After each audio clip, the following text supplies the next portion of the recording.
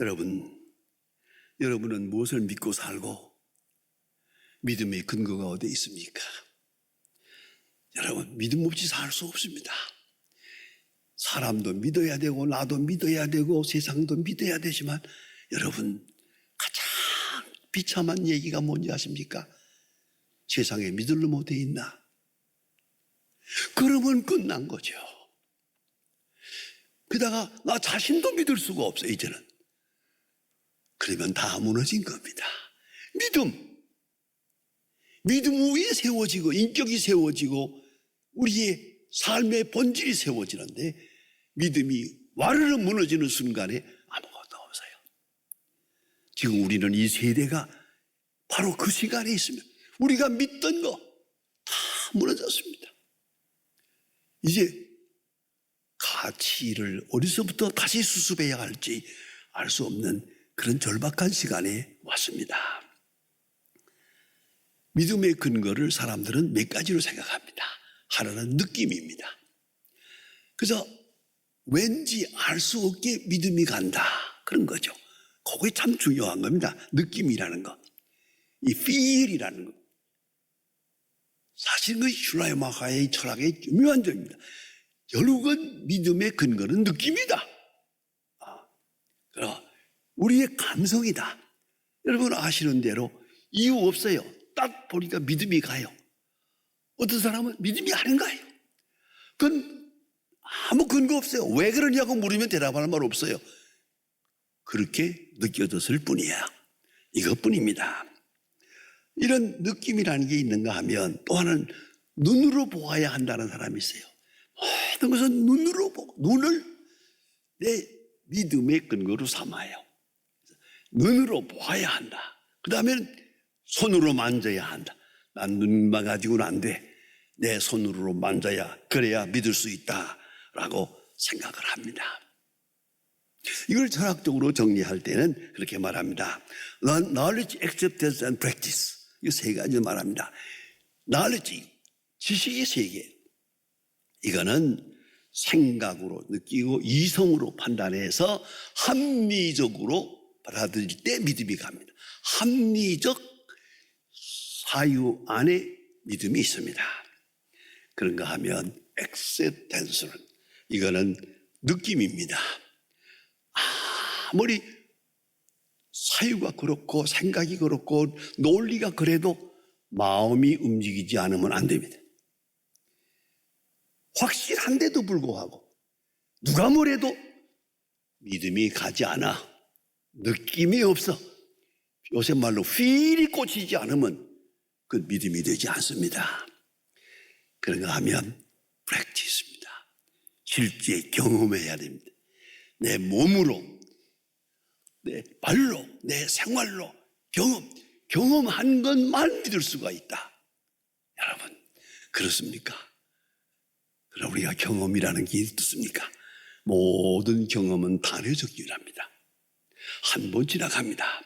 경험이라고 하는 사건은 반복되지만, 물리적으로는 반복되지만 인식은 단회적입니다. 재미있는 얘기를 들을까요? 여러분 연애해 보셨습니까? 젊었을 때 연애할 때 생전 처음으로 여자를 만나고 남자를 만났어요. 생전 처음으로. 아주 만나자마자 확 그 느낌이 대단합니다. 참 특별한 경험입니다. 똑같은 여자를 다음 날 또 만났습니다. 어제하고 오늘하고는 다릅니다. 이걸 하셔야 됩니다. 살아보니까 더 달라요. 여기서 문제가 되는 거예요. 모든 경험은 물리적으로는 반복되지만 느낌으로는 딱 한 번이요. 인식으로도 딱 한 번이요. 이걸 잊지 말아야 합니다. 그러면 창조적 역사, 하나님이 하시는 큰 역사 앞에 우리가 뭘 경험한다는 얘기입니까?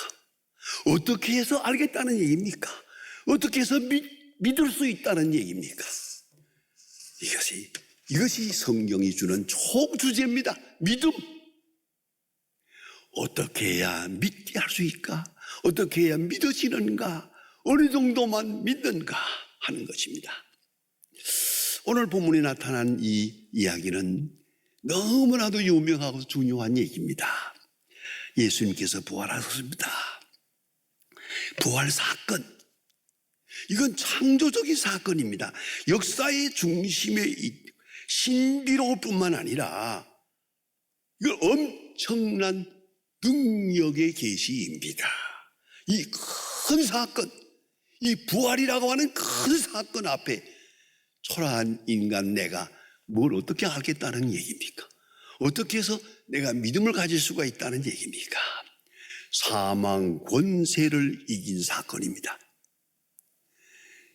세상에 뭐니 해도 죽는 것처럼 어려운 일 없습니다.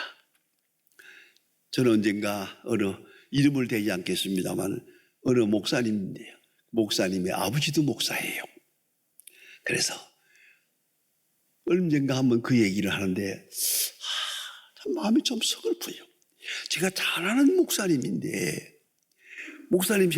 아버지 목사님이 세상 떠날 때 아버지 목사님이 세상을 떠날 때 아들 목사가 앉았다가 아버지 천당이 보입니까? 그랬어요.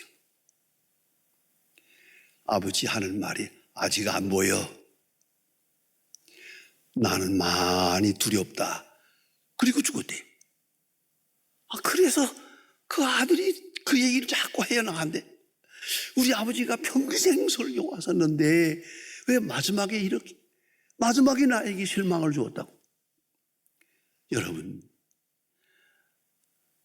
다시 한번 생각해 보세요. 생명은 신비롭습니다. 2번 태어난 사람은 없습니다. 자기가 세상에 태어나는 것을 본 사람은 없습니다. 그것을 경험한 사람도 없습니다. 왜요? 사람은 4살 전의 일을 기억하지 못하니까요.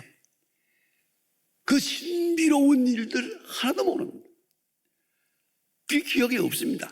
그렇다고 없는 일입니까? 엄연한 사건이지만 내 인식 속에 없습니다. 그걸 잊지 말아야 합니다. 그런가 하면 우리 앞에 있는 죽음도 내가 경험할 수 있는 일이 아닙니다. 2번 죽을 수 있는 게 아니거든요. 딱 한 번 가는 길입니다. 그건 내 경험 속에 있는 게 아니에요. 이거는 오직 하나님의 약속 속에만 있는 거예요. 자기의 출생을 경험해 본 사람이 없습니다. 동시에 자기 죽음을 경험해 본 사람도 없습니다. 이 모든 사건은 신앙적 사건일 뿐입니다.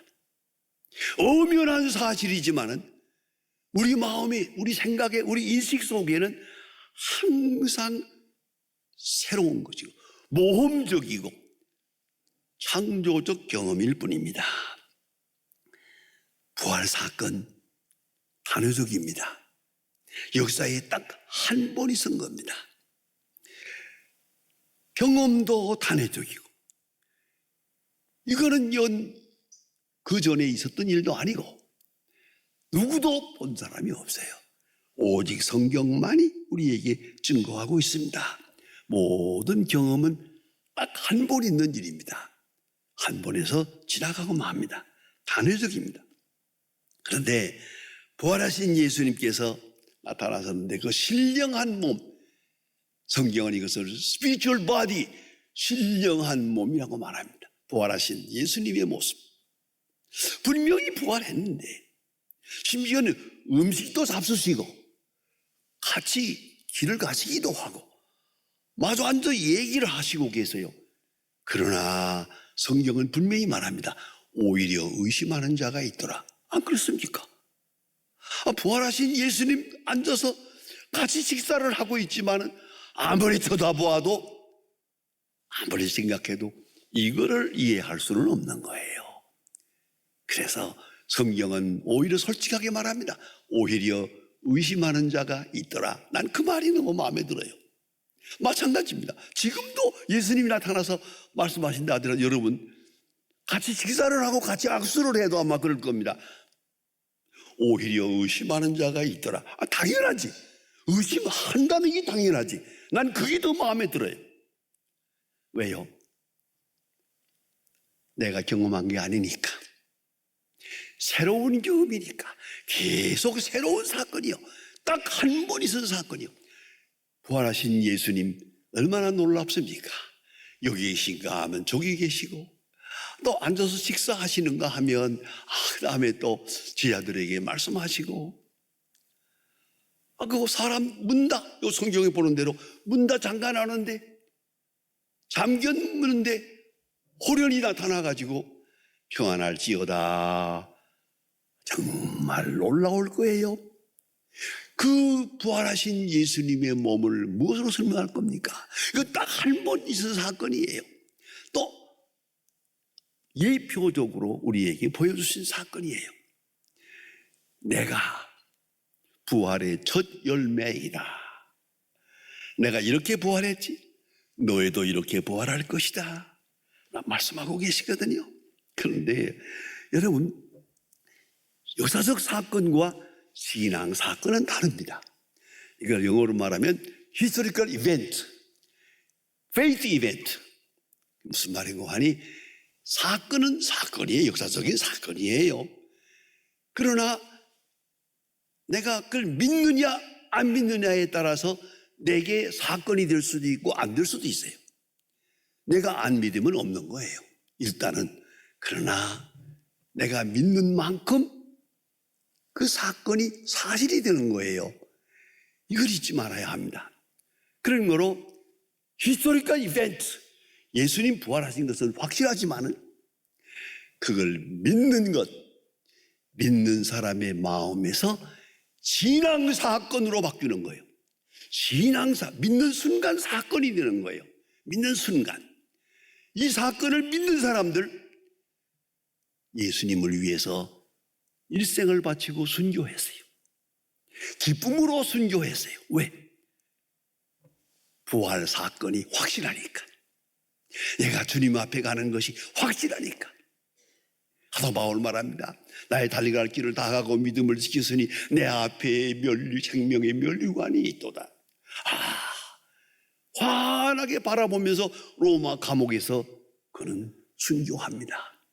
왜요? 부활 사건이 확실하니까. 부활 사건이 확실히 믿어지니까. 이것이 마지막 축복이에요. 믿어지는 것. 여러분, 안 믿어지는 것처럼 괴로운 게 없어요. 믿고 싶은데 믿을 수가 없어요. 믿어야 할 줄 알면서도 안 믿어져요. 이거는 정말로 비참한 겁니다. 그런가 하면 왠지 말로는 설명이 되지 않지만은 믿어져요. 충분히 믿어져요. 평안하게 믿어져요. 오늘 본문에 나타난 사건이 그것입니다. 도마는 의심이 많은 사람이래요. 그래서 예수님의 제자들이 모였다가 예수님을 만났어요. 부활하신 예수님 만나가지고 너무너무 감격했어요. 저들이 말하길 우리가 부활하신 예수님을 만났다 그러니까 마침 그 자리에 도마가 없었거든요. 도마 하는 말 좀 들어보세요. 나는 안 믿어. 너희들이 정신이 나갔냐? 어떻게 돌아갔었는데 부활했단 말이냐? 나는 안 믿어. 마침내 말합니다. 나는 내 눈으로 보고 내 손으로 예수님의 옆구리, 창으로 찔린 옆구리에 손가락을 넣어보고 그리고야 믿겠다. 이러고 고집을 부립니다. 나는 예수님을 만져보고 그리고 예수님의 그 못자국이 난 손을 만져보고 창구멍이 난 그 옆구리에 손을 넣어보고 그리고야 믿겠노라 하고 고집을 부립니다. 바로 그때 때 아주 드라마틱하잖아요. 예수님이 딱 나타나서 도마야 네 손을 내밀어 만져보라. 옆구리를 보이면서 자, 네 손을 넣어봐라. 그리고 믿는 자가 되라. 보지 못하고 믿는 자가 복이 있느니라. 너는 보고 믿겠다고 하지만 그것만 가지고는 안 되지.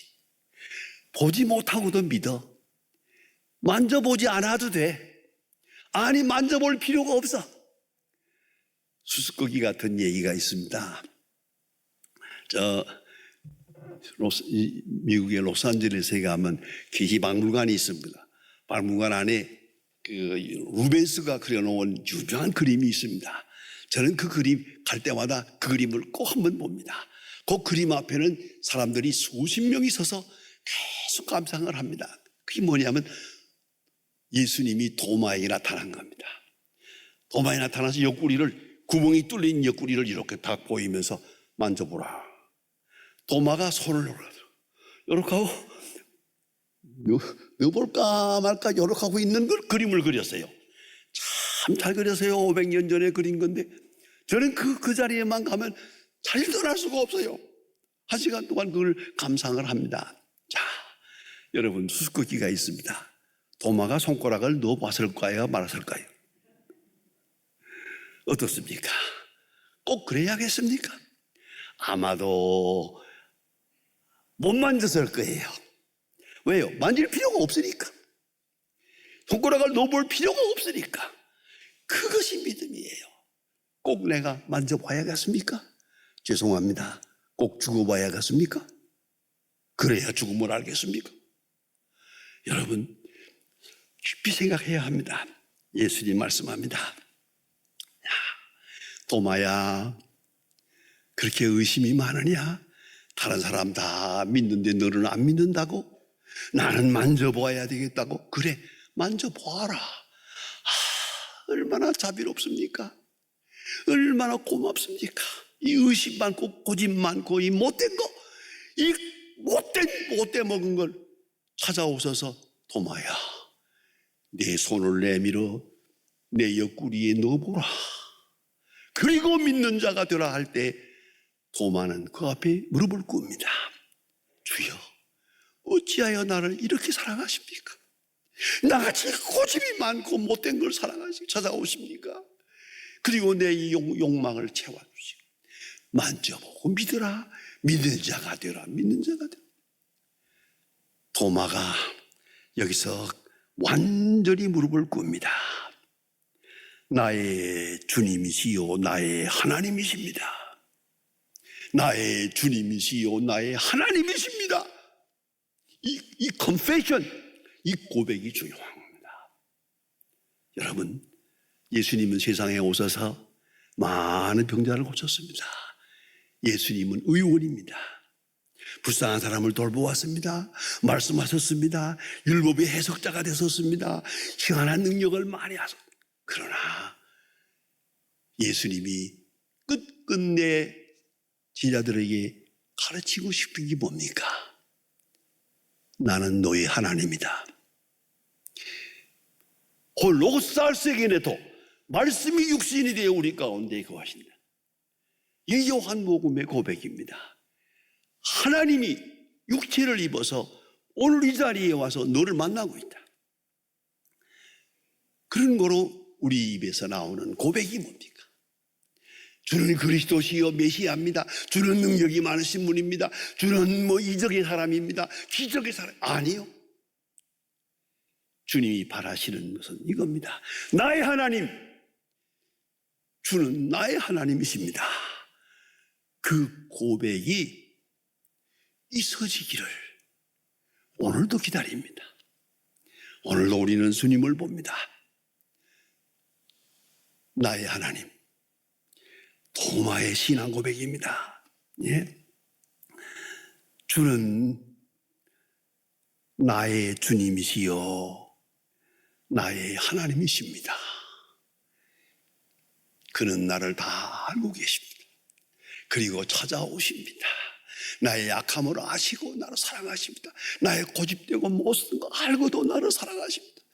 그 하나님 앞에 고백합니다. 당신은 나의 하나님이십니다.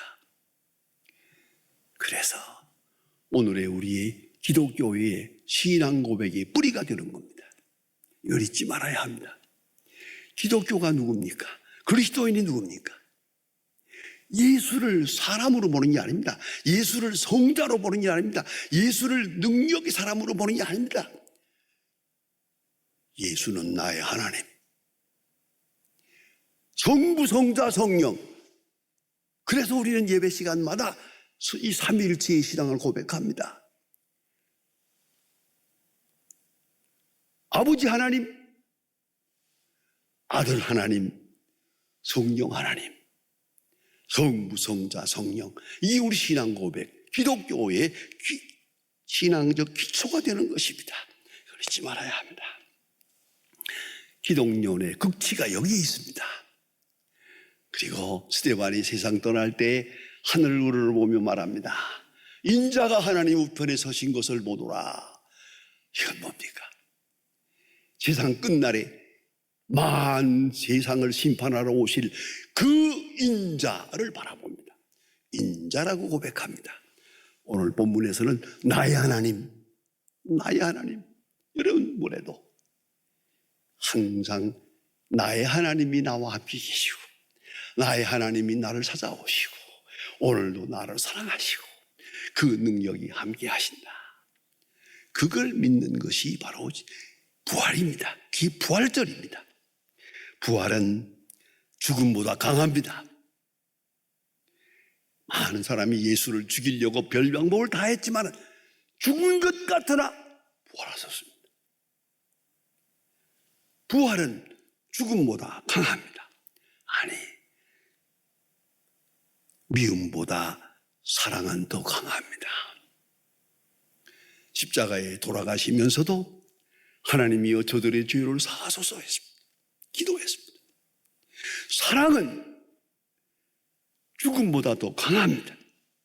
그런가 하면 절망보다 소망은 더 강합니다. 예수님을 십자가에 못 박았지만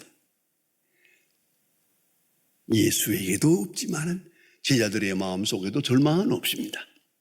영원한 소망, 더 밝은 소망으로 문을 열게 됩니다. 그 계시가 바로 부활입니다. 부활 사건 하나 속에 무궁무진한 메시지가 있습니다. 내가 너를 용서하노라, 내가 너를 사랑하노라, 내가 너를 아노라, 내가 너와 함께하노라, 세상 끝날까지 너희와 함께하노라. 이것이 부활절의 의미입니다. 베드로는 마태복음 16장에서 말합니다. 주는 그리스도시요 살아계신 하나님의 아들입니다 라고 고백합니다. 그러나 오늘 본문 성에서는 고만은 말합니다. 나의 주 나의 하나님, 이렇게 고백합니다. 믿는 자 하나님을 만납니다. 부활은 하나님을 만난 자에게 있어질 변화에 대한 약속입니다. 잊지 말아야 합니다. 성경을 자세히 연구해 보면은 부활이라는 말하고 변화라는 말을 같이 사용합니다. 한 40번씩 나오는데 동수입니다. 부활, 변화, 부활. 변화가 뭐냐? 빌립보 3장 21절에서 말합니다. 그가 만물을 자기에게 복종케 하실 수 있는 자의 역사로 우리의 남은 몸을 자기의 영광의 몸의 형체와 같이 변케 하시리라. 그리스도의 영광의 형체, 부활하신 영광의 형체, 그와 같이 우리를 변화하게 될 겁니다. 예수 부활, 곧 우리의 부활에 대한 약속이요, 예수 부활, 우리의 부활에 대한 보증입니다. 이걸 잊지 말아야 합니다.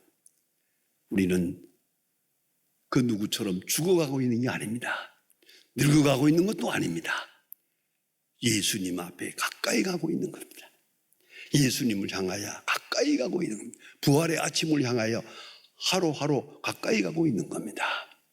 예수 부활은 곧 우리의 부활이요, 그의 영광의 형체와 같이 우리도 변화될 그 약속을 바라보며 이 부활을 경험하는 것입니다. 여기에 신앙 고백이 있습니다. 나의 주, 나의 하나님.